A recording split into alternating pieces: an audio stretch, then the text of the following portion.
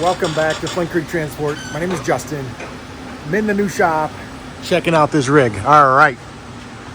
This is the last W900 that I purchased. It was the one without an engine. Obviously, you can see there's nothing in there.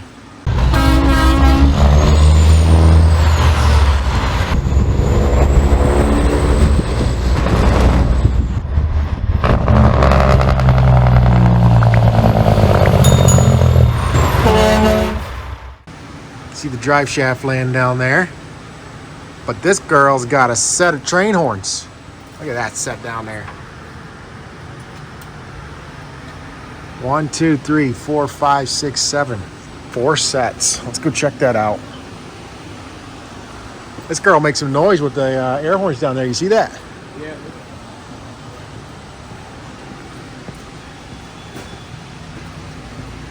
Look at that.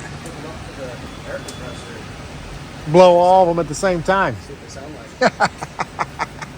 We might get Damien to jump a little bit. The reason this truck is in, I think I'd mentioned to you guys before, we're gonna rip this bunk off. We're gonna get the cab prepped and get that other sleeper in here, get everything set on, get stuff kind of matched up, because that other bunk is a 60-inch bunk. So we're gonna big hole it. And what I mean by big holing in the bunk, or yeah, the cab, is these sleepers on an aero cab truck, it's kind of all molded together. And unfortunately, I don't have another truck to show you, but I do have another truck with a big hole in right here. But what happens is it really limits the space. So it makes this seat only go back as far as like a regular day cab. So in a day cab truck, you do not get a lot of space. And by making it bigger, by cutting this out here, putting that big hole in, allows you to slide the seat way back. So a bunch of our trucks, like we have a lot of aero cab flat tops, and in those you can let the seat, you can slide the seat way back. Gives a lot more room. And that's why too, the guys like even like the Kenworth with a 38-inch bunk, a small 38-inch bunk, they like that because they can move their seat back, they can adjust it. But most times we try, if I'm buying a day cab, I try to get an extended day cab, or something with at least a small bunk on. I'll show you here in truck 144. So this truck we big holed, right? And here you can see what it looks like. So it allows the seat to go back a whole lot further. You can actually, like on that side, you can recline that seat right to the back. You can lay it right back. So it gives a lot more space. All right, and then I'll show you real quick. So over here I have some aero cab flat tops, right? So I got an aero cab day cab. So this is your aero cab day cab. Again, there's quite a bit of room in here. Your seat can go back further, or it can come front, and then the seat can lay back a little bit more. So it definitely gives the driver a lot more leg room. And so this is truck 112. And then over here's truck 147. And you can see that's an aero cab sleeper. It's a 72-inch aero cab sleeper. And that one is going to have plenty of room in the cab. Now, all these new trucks, right? They're talking about a wide cab. So drivers want wide cabs. Basically what it is I don't know the exact inches, but your cab is a lot wider. So along with the room that you have moving your seat back, you also have a lot more room in between. So you hop in one of these trucks, and there's not a lot of room between the driver's seat and the passenger seat, but you hop in like a 990 or hop in the new wide cab trucks, and they're definitely going to be a lot more space in there. And guys, like in the wintertime, I'm out here in the shop, and this is middle of the afternoon, and these guys are working, got lots to do.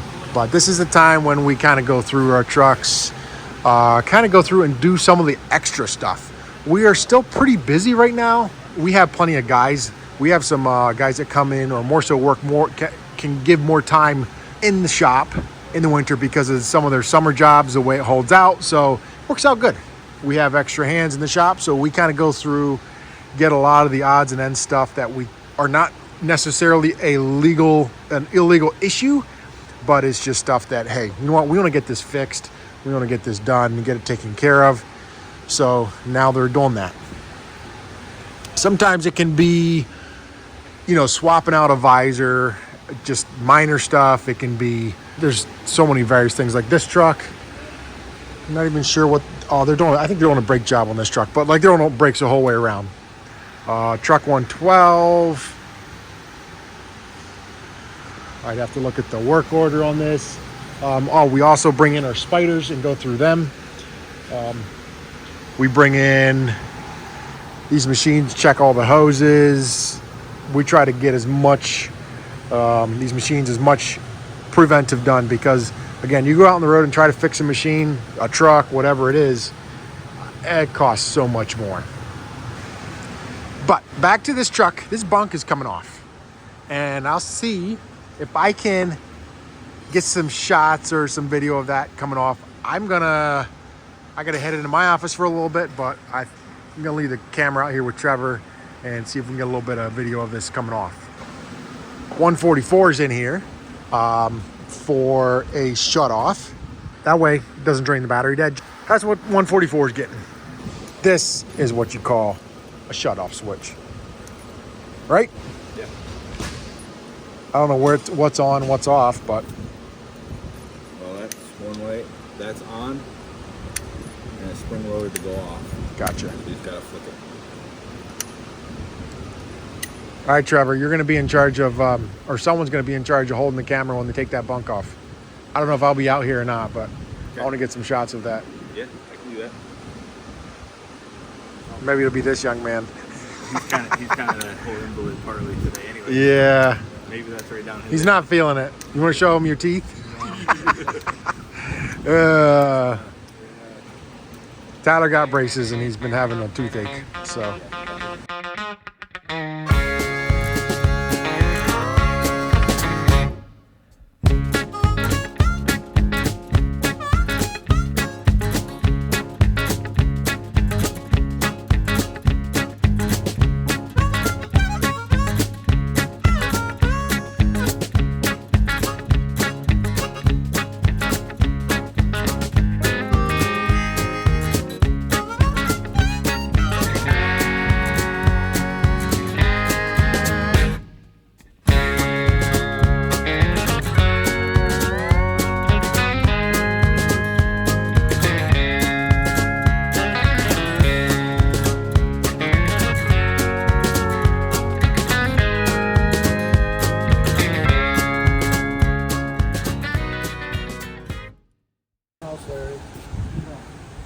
That'll be just your size, right, Larry?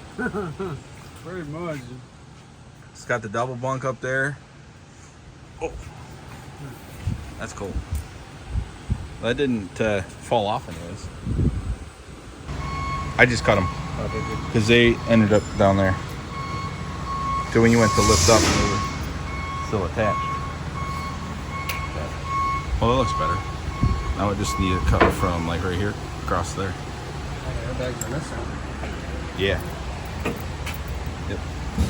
So there should be an airbag mounted right underneath there. Oh, look at that. That's broke. Yeah. That's not. We gotta redo that bracket. Huh. Bummer. Looks like the rest of the frame.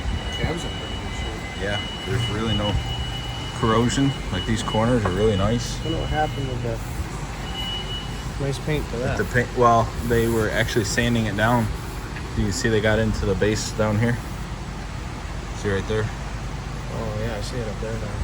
Yeah, and on the sleeper, you can actually see where they sanded it enough. They were down into the primer here. So they were actively working on it. As you can see, these cab corners here, these look like they're different than this. Yeah, well there we've got something more to start with. Really nice cab to start with. Get that big hole in there. Beautiful dash. How do we do, monkey? No complaints from the monkey, Devin. So we got the bunk off. That's Larry's new nap place. And just put it on the pallet. Got okayed by the monkey that we did a good job. And you always got to test things, make sure they work, even if it's not anything that's productive. So when you find 8 air horns, let's see, 1, 2, 3, 4, 5, 6, 7, 8. Yep, 8 air horns. You got to hook it to a battery and find out if it honks. Go ahead. Yep, I think so. Yep. Let's go check out what's happening in the shop. We had a little bit of excitement here this morning, and I missed it. But let's go check it out. All right, so just a quick update on this truck. They're getting a lot done. You can see the tanks are off. They're working on getting the rest of this stuff off. So the plan now is this, obviously this brown bunk's in here, and so they're getting this ripped out, and they are gonna set this bunk up against that truck and try to get everything matched up and then cut out for the big hole. So let me show you two outside what was going on this morning. We had a trailer that we had to unload with a skid loader. This trailer, 312, this is the second Titan that we got. The first Titan we got, we actually sold because it was a 46 foot. We wanted a 48 foot, whatever. Sometimes I don't always make the best choice either, right? But this trailer has been, it's been a good trailer. The Titan part is great. It's the Keith part. And really nothing against Keith because this trailer is over 10 years old. So this floor in here stopped working, and see if I can show you guys. But up in here, you can see the bolts where they're supposed to be. That's supposed to slide and be attached to one of these cylinders. And unfortunately, it is not. So those bolts broke off, and the material that we were hauling had to get unloaded. So I don't know if I can show, oh yeah, they got it open. So we're hauling this bedding type material. It sticks really bad on the floor. So when we haul that stuff, it's probably the hardest to unload. It almost seems like it oxidizes, or it sticks really, really bad. And it has lime, a bunch of stuff in it, and it sticks to the floor, it sticks to the walls. So when you put a load of that on, it works the cylinders and everything to the max, right? And so right when they first start unloading, it always, the first couple times, the first couple cycles that it goes through is really hard till the weight starts coming off. And you can see that it's pretty heavy because you can see the mounds there. So that's only filling the trailer about half full of material. Now, there's a couple things I could do, in the future to change that, but it does limit me. We could get heavier cylinders. So we have a 3-inch cylinder. The diameter of the cylinder is a 3-inch cylinder. So we could go to 3.5-inch cylinder, but what happens with the 3.5-inch cylinder, the cycle time is much slower. So that's why we have 3-inch cylinders, because when you start walking that floor, it's much quicker to unload a trailer. It probably takes only, 8 to 10 minutes, to unload a full walking floor with 3-inch cylinders. With a 3.5-inch, it's probably more like 14 minutes, or it's going to be definitely a little bit longer. So that's one thing I could do, or I could just simply haul that stuff on belt trailers. But with our back hauls and with everything else that we do, we try to tie everything together, so we do haul it on these trailers. I thought too about maybe putting, stuff on the walls to keep it from like opening the pores of the aluminum, but I don't know, we'll see. For now, we gotta get this trailer fixed. And the tough thing is that this trailer had the load on. It only took a little bit off, and we had to bring it back here to try to fix it, and we just could not get it fixed. Those bolts were really hard to take out. Now what has to happen, they're probably gonna pull a couple slats to try to access it a little bit better. But like I said, this trailer was loaded, so they had to get a skid loader to unload. And if you see right there, that little New Holland skid loader, they had to do that. They had to grab that skid loader, take it up to the dock, and drive it into the trailer, scoop everything out, and dump it into another trailer. And that's, I was gone this morning, had another meeting, unfortunately, and I was not able to witness it. I wish I could have been here and show you guys, but that's some of the problem we've been having with this trailer.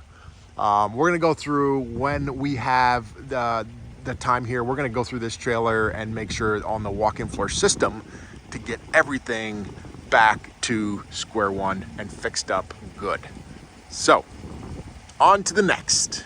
All right, guys, and that's gonna do it for this video. Thank you guys for watching. We'll see you in the next one. Peace out.